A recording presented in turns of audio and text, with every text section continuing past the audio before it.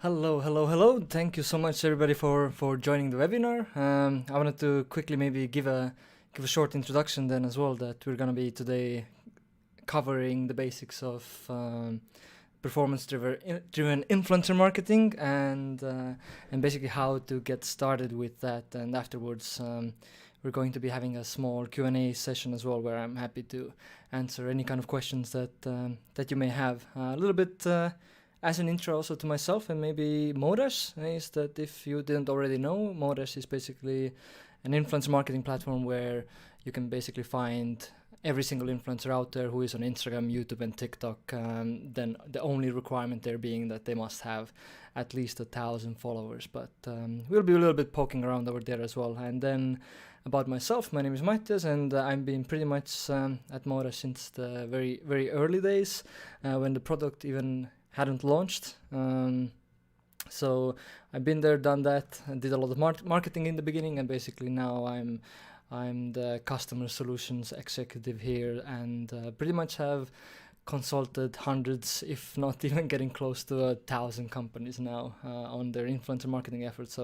So yeah, if you're into influencer marketing, then I believe you're in the right place. But before jumping into performance influencer marketing, I think it might make sense to quickly cover what I would consider a more traditional way of doing influencer marketing, and then we can cover kind of the benefits of doing it in a performance-driven way, and what are kind of the downsides of how normally companies do this. So usually what I would consider traditional influencer marketing myself would be campaigns who are really driven towards brand awareness, and often companies then pay creators directly for specific deliverables in this case. So it could be that you go out, you partner with influencers, maybe I could be one of your creators, so then in this case we would have an agreement that, yeah, I'm gonna make a single story post and the regular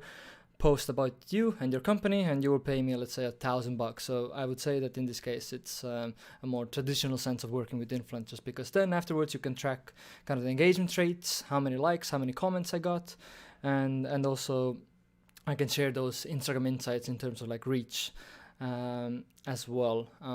Couple of problems that often companies then have with this is really that the first thing, it doesn't scale really well for them.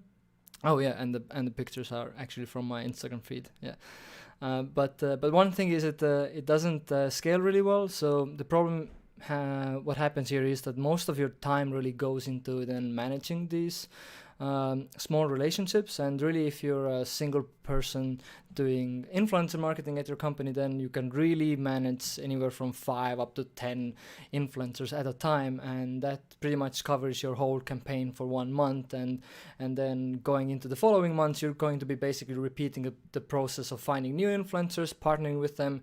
The following month, again, finding new influencers and partnering them, and you're gonna be pretty much stuck in a loop with around 5 to 10 creators all the time. So I would say that's what kind of like a one problem with traditional sense how it's done, that yeah, it doesn't scale really well. Also, there's no clear business impact oftentimes with these, because you're not focused really on the right metrics, especially in the beginning, that you can measure the business impact with as well. What I mean by this is that oftentimes companies, they look at these engagement rates, and they also measure things like new followers gained on their Instagram pages. But oftentimes, even if you get 5,000 new followers, it really doesn't matter if none of them become your customer, and oftentimes as well you could be working with 2 identical influencers in terms of like how much reach they get, but actually one of those influencers could be the one who's actually delivering all of your customers to you, and the other one could be just not performing well at all. Yeah, and then also, since oftentimes companies are usually kind of testing the waters with influencer marketing with this, what we also found is that it's best to have influencer strategies at least, or these partnerships at least be 3 to 9 months long. Anything shorter than that, you can't really see the actual potential results, what you could be getting out of influencers, because it takes a little bit of time for the influencers audience as well to gain the trust in the product, understand what it's actually about, and then convert. So if, for example, I was your influencer and I was about to convert within a year 1,000 new customers for you, most of that customers will convert between the 3 to 9 month period. So it has this ramp up period where you will be gathering those results in. So and because oftentimes companies are then not really focused on making the channel work, they kind of test the waters. They work with a creator here, creator there, make a couple content pieces. They're really short term. They find that yes, we didn't really get any good results. Maybe the traffic went up a little bit, or we got a couple new followers. But since the immediate results were there, they just stop and give up straight away. And pretty much the whole thing is kind of like shooting in the dark, where you're just throwing money at influencers and hoping that you get some results back, which of course isn't that great. But then moving on to performance-driven influencer marketing. So what we're going to be mainly focusing on today then is going to be perfect for any kind of direct-to-consumer companies, especially if you have some sort of like an e-commerce store set up. So if you have like a Shopify store or anything like that, then this is going to be perfect. And really the aim for us here then is that we're going to have influencer marketing framework where we have basically measurable results across the whole campaign, and those results then will be tied together directly to the business impact as well. And a couple benefits here is as well that it's great because you don't really have too many upfront costs, and of course the most important thing that we can make it finally scale as well. Even if it's just you, one person dedicated to influencer marketing in the company, that's going to be totally more than enough. And basically how we're going to make this work is the most important thing, that we're going to be rewarding creators for delivering you those actual results. And what I mean by results is getting you new customers or conversions. And how we're going to be setting this up then is that we're going to build something called brand ambassador programs. It's basically more of a fancy term of saying affiliate programs, but pretty much because affiliate marketing is kind of like a dirty word in the influencer marketing space, we're going to be using the term brand ambassador programs. And what we're going to do then is we're going to be partnering with influencers, where we give each one of them a unique coupon code or a discount code, or then a trackable link as well. Usually if you're just getting started, I would just recommend focusing on these coupon codes because they are usually just the easiest one to implement. So if you're on Shopify, you can just generate these codes very easily, and that's how you're going to be tracking the performance of influencers. So if we were to partner, me and you, then how it's going to look like is that we have an agreement. Let's say that for every single one of new customers that I bring in, that you can then track with a code, you will pay me $20, let's say. So if this month I'm gonna be bringing in 10 new customers for you, by the end of that month you will pay me $200 then. And based on those metrics, then you can start learning what works and what doesn't. But we can a little bit more dive deeper into that afterwards as well. But let's talk a little bit about how we can even start to find these specific influencers then. So moving over to influencer search, I would say one more thing that I actually forgot to mention over this performance marketing aspect is the scale factor here as well. So if you only set yourself up to recruit, let's say, 2 influencers every week, if you keep that up for a year, you will have 100 people in your ambassador program, and if those 100 people, let's say on average, then bring in 10 customers per month for you, then you've scaled your influencer marketing program into acquiring 1,000 new customers each month. And that's really where the power of this performance driven influencer marketing then comes, where You can partner with creators. You can control your marketing spend, where you only pay them after you've gained the customer, so you don't have any upfront costs paying the influencers a couple grand before they even have made the content piece, and then you can measure those results and pay, of course, accordingly.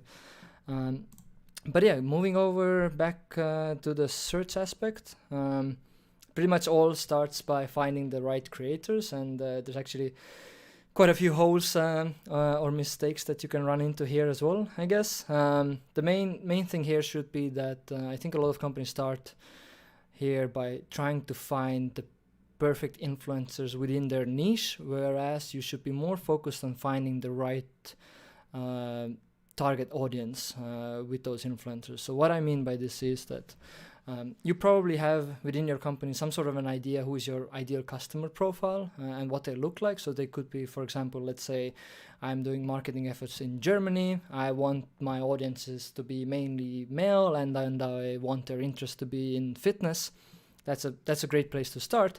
But oftentimes companies go out of their way and they try to find influencers who specifically match that niche, and then they completely forget about other aspects of this, that are we actually targeting male audiences, or are they actually in the right age category? So I would say the four most important factors here when choosing creators should be: first, audience location. Are they actually coming in from Germany or whatever location you're targeting? Audience's age or gender. Are they matching? Do the creators have any kind of fake followers? We will quickly cover this as well. What is a normal fake follower as well, and why we all have them. And of course, then are those influencers actually able to properly engage with their with their audiences as well? 1 second. So when moving over to search, then what we've also found that if you're working with influencers within this brand ambassador framework, it's also great to start working with influencers who have anywhere from 10 to 100,000 followers, just because they tend to be more willing to accept these kind of campaign offers. 10,000 usually is the lowest bar, because those creators can then do these swipe up ads where you can very easily get higher conversions, but also the top being 100K, because oftentimes then influencers have agents in between, and then they're highly incentivized to get those payments up front for posts, because that's how the agents get their cut as well. So I think 10 to 100K follower range would be a great start. Also, one example of this, why to focus on the target audiences first, is something I often see with different kind of beauty brands. I showcase this example quite often within customer calls, which is that if you're selling a lipstick, oftentimes companies want to go find pretty Instagram models who would fit their lipstick, and then partner and promote the brand that way. But oftentimes they don't look at the metrics audience location or demographics, and then their campaigns fail because they didn't notice that actually most of their followers are coming in from Brazil, where they don't even ship their product, or most of their audiences are older males. So of course your campaign is going to fail, because there's nobody within that audience who can actually buy the products. But let's quickly jump on the Modash platform as well, and I can show you a quick example of kind of the things to focus on here. So if I were to do a simple search myself, I would throw in here that I want to find influencers who have 10 to 100K followers, higher than, let's say, 4% engagement rate. I want to target audiences in Germany, and I want to bump this number a little bit up as well, and then I want to target the interest category of fitness and yoga, and then the platform will directly show you all of the influencers, and then match these criterias. And basically you can come here, open any one of them up to see a little bit more in-depth analytics about them, and here is the part where you should be focusing on. So fake followers I already quickly mentioned as well, but basically a kind of a healthy range seems to be anywhere from 5 up to 25%. So if anybody out there is making any notes, then as long as influencer has less than 25% of fake followers, then don't worry about it. It's totally fine. It kind of shifts around a lot based on the niches that the influencers are in, how many followers they have, and how in general they kind of create content. Do they use lots of like hashtags or at mentions and so on as well? And then you should be just focusing here, like, are they targeting the ideal customer profile? So in my example was that, okay, I want them to be male in Germany and so on as well. I won't dive too much into the platform right now further. If anybody has any more questions about the platform, we can cover this a little bit further in the Q&A section then. But after then, when you have found your influencers, it's all about outreaching to them. And I think one of the things that companies kind of get wrong here as well is that since influencer marketing is marketing efforts, then when it comes to influencer, actually outreach and partnering with them is very much a sales effort. So I've seen sometimes email copies that go into like, hey, we're launching our new crazy product or so on in the subject line, and usually those emails will never be opened because the harsh truth is that nobody often cares about your product. They just want to see how much they can make out of this, and so maybe take more of a salesy approach here, or even talk to your sales team to create some killer email copy. The main thing here when outreaching to influencers, so Modash will provide you also with the influencers' contact details after you have selected them, and the way of outreach should be, or at least what we found is the most effective way to do this is through emailing them, and you can kind of combine other efforts into this as well. So sending DMs on Instagram, that one I wouldn't recommend, but if you have like extra time, you could try out like pinging influencers in their comment sections as well and telling them like, hey, I emailed you and waiting for a response. But the core focus should be always on emails. And why that is because that if I'm an influencer, I haven't connected with you before, if you're outreaching to me now, then I don't actually get notified that you message me. It goes to this separate request folder, and it will just be buried there till the day that I will consciously go and check out that folder. And another way why emails are great is that you can be more performance driven again, where if you send influencers emails, it's always going to be important that you also follow up with them. So oftentimes I would even myself set up a campaign with like 4 to 5 emails that I would send across around 2 weeks to get in touch with the creator. And then when you're using also some sort of like email automation tools or sending those emails, you can also track the open rates for emails whenever somebody responded to you or clicked on, let's say, some of your links, and that can give you some extra information as well of understanding what kind of emails are working best and which ones are not. So maybe if you have a email flow of 5 emails, you can see that, okay, the third email is getting a lot of responses. You can go through that content and maybe shift that content towards the first email to see if influencers will be more likely to get back to you quicker because of that. And a couple of things maybe to go over here as well. I have a small example of an influencer outreach template as well. So the core factor here always should be, I think, in the beginning especially, to kind of pitch more the excitement about the collaboration, less about the intricacies of the detail. So if you put in the outreach email that you're going to be earning 10% of X, Y, Z, then for the creator as well, so more make it about excitement about the partnership. So it could be like, hey, I love your content, I think we will be a great match for these reasons, let's get in touch and figure out what we can do.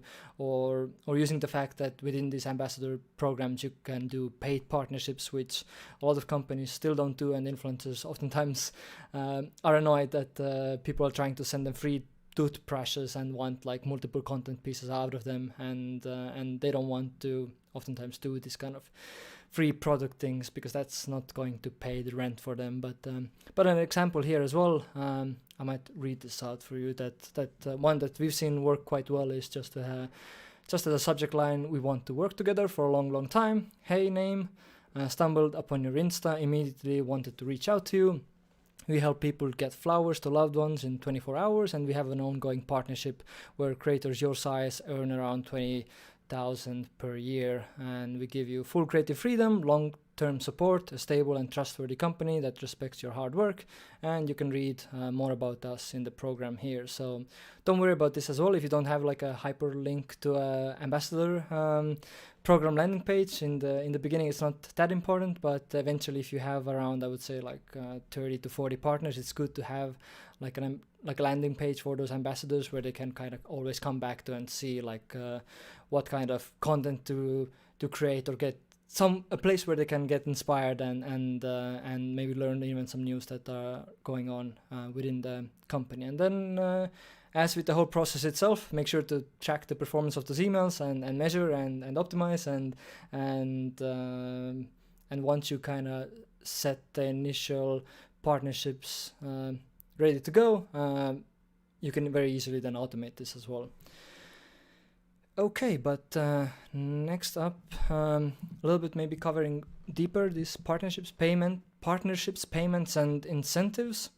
One thing I already mentioned, which was in that email copy, that give influencers as much creative freedom as possible. Don't give them any kind of like specific dates when they should be posting content, because it's best if they kind of build it into their own flow naturally, because now you've also directly incentivized how much influencer is going to be making out of this partnership. So they have to basically make sure that they're also making good content and publishing it at the right times in order to get as much money out of this partnership as well. So don't interject when you don't need to there, just let them do their thing. But of course, if influencers are looking for examples or do need help with creating content, then make sure you offer that help. Yeah, you're going to be paying monthly. I've seen a new recent trend as well that influencers, or like some companies, are trying to get ahead of the curve as well and trying to even pay influencers bi-weekly, which they just try to beat other marketers and make the pitch more appealing. But I think as well, if you're starting out, monthly is totally fine, because other influencer revenue sources like Amazon affiliate programs or even like YouTube or anything like that, it can take up to even 3 months to get payments from anywhere else. So if you even pay them monthly, that's going to be totally fine.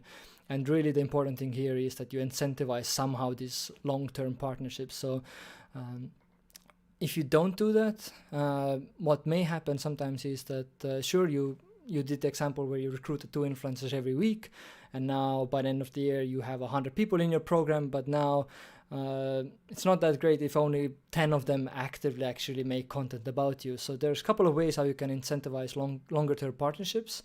One way of doing this could be to kind of give some sort of milestones for influencers. So some companies have done things like, well, now you converted your 50th or 100th customer, now we will just pay you $5,000 extra, no questions asked. Or you could kind of flip it around as well and have actually some requirements for the partnerships where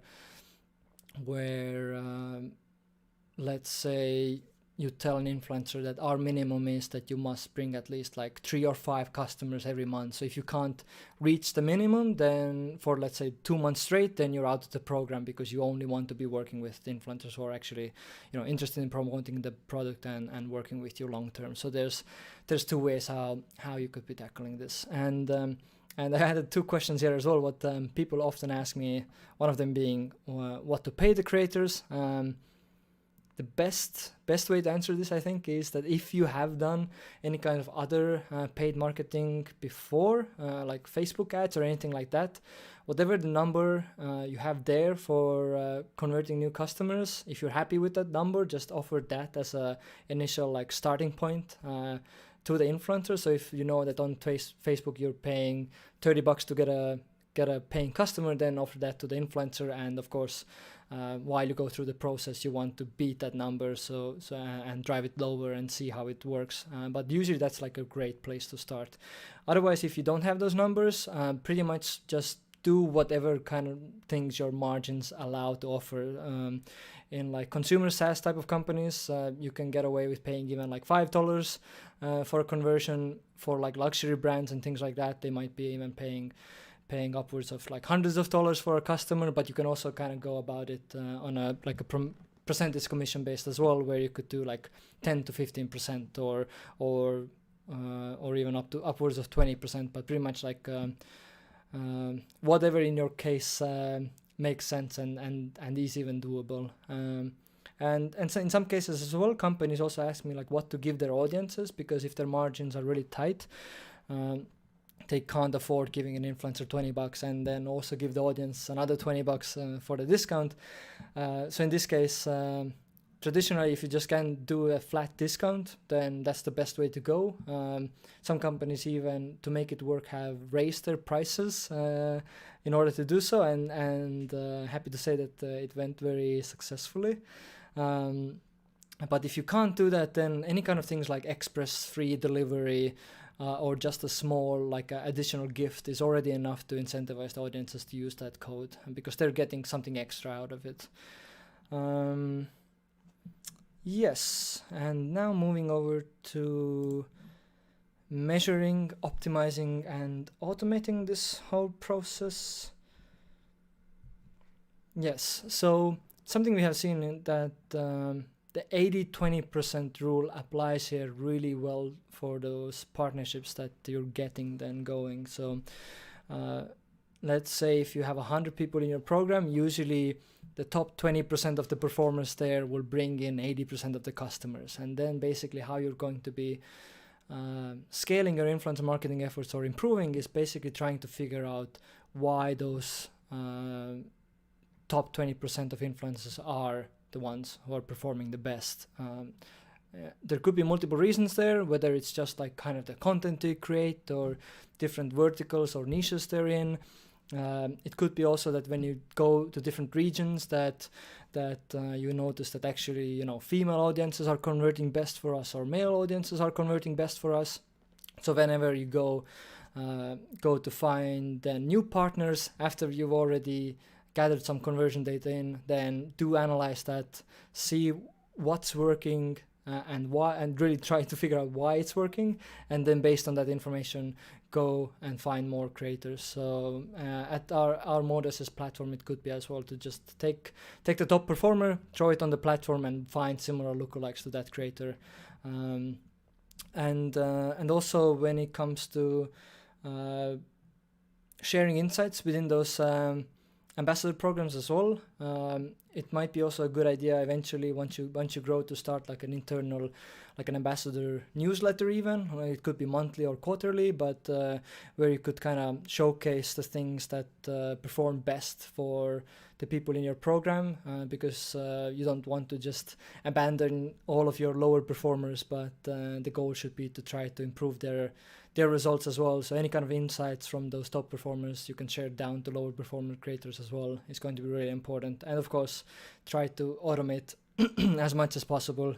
I think the first thing, at least if you're just starting out now, should be the email outreach, and eventually you can start automating also the optimization and collection process as well. And that's pretty much it. So after you have set up the strategy that, okay, we're able to track conversions with coupon codes, we have found our influencers, outreach to them, partnered with them, they made the content, they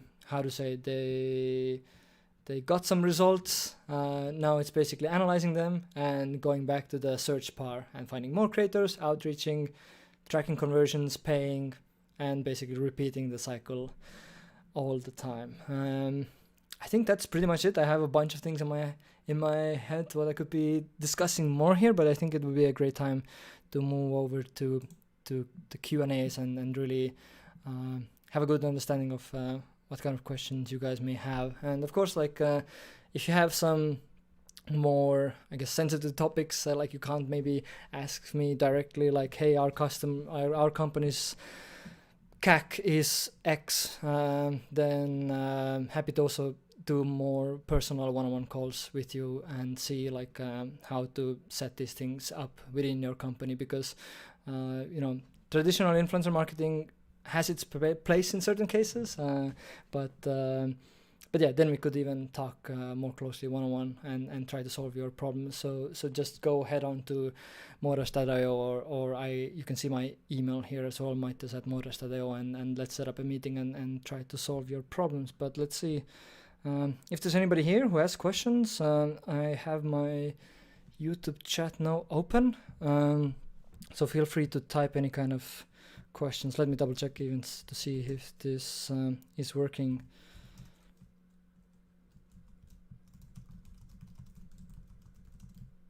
Okay, let's see. If you have any questions, let me know in the chat. I'm gonna be going through this now. If not, then I guess I'm gonna be finalizing this shortly. Meanwhile, maybe when you're writing some questions, one more thing that companies often ask me about is like different influencer like contractings and these kind of things as well. Should we even have contracts and what we should do? I think one thing here should be that yes, definitely you should be doing contracts, but kind of the one key aspect what often companies don't add there is something something that allows you to also repurpose those content pieces very easily as well, so you don't have any kind of like copyright issues afterwards. So you can put in a contract that yes, whenever we partner with you and all of the content that the influencer generates about you, then you are also, or you and your company is also allowed to reuse and repurpose that content in any way as they want. So you can then run Facebook ads with them or just post it on your social channels or whatever it may be. What is the best way to filter for audience? Willie asked. Yes, so I can go back here to the Modas platform maybe quickly. So basically if you come here, I think I mentioned this before as well, but basically like filtering for the influencers or like filtering for the audience, I would drop in here a couple of these normal filters. So basically if you know that your product is mainly bought, or like first let's say you're targeting let's say London, you know that your product is mainly bought by females, then do that. And if you also have some sort of like age requirements that you know that actually, you know, mostly your customers are older females, then that's already like kind of the search that you should be doing. And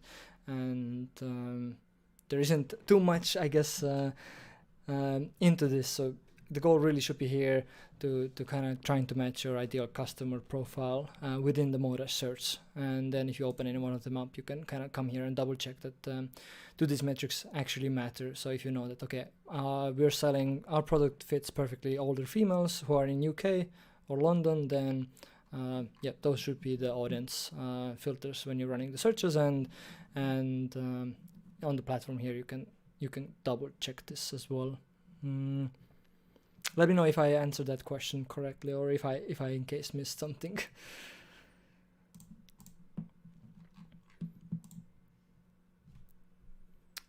All right, I will give it a few more minutes. I will walk as a time killer for myself, maybe through the monitoring tool as well, and see if there's any more questions coming up. If not, then I will finish it up for today. But yeah, Modas also offers a monitoring solution. So if you're then working with influencers on Instagram, basically what you can do is you can enter all of those influencers into our monitoring tool.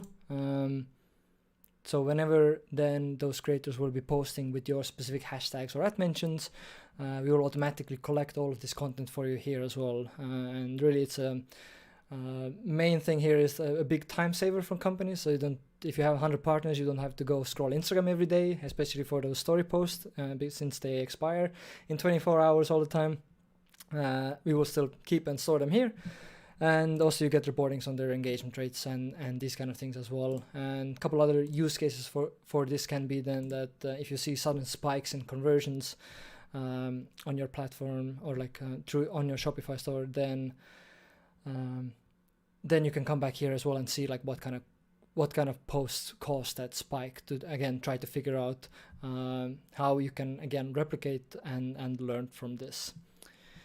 But I see Willie said yes, thank you, that I answered the question. That's perfect to hear. But if there aren't any more questions, then I think I will leave it at that. Quickly, I'm gonna show my email address here as well. If you do want to get in touch personally and figure out what's the best way of moving forward for you in the future with influencers, then let's do that. And I think we're ready to wrap this one up then. Thank you very much for everybody who joined the stream, and I'll hope to hear from everybody soon then. Bye bye.